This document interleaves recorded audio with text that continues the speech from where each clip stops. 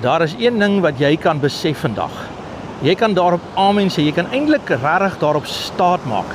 En dit is hierdie een beginsel wat jou sal laat oorwinning op oorwinning laat beleef, krag op krag, seën op seën.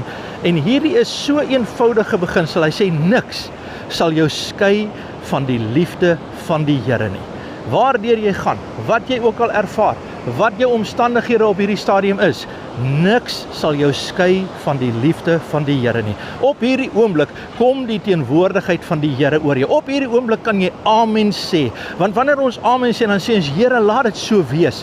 Laat dit gebeur in my lewe. Laat die guns van die Here my deel wees. Want ek weet niks sal my skei van die liefde van die Here nie. In Jesus naam bid ek dit vandag vir jou. Daar gaan niks negatief vandag met jou gebeur nie.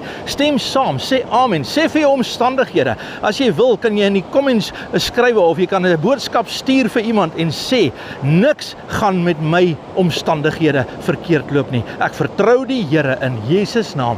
Amen en God bless.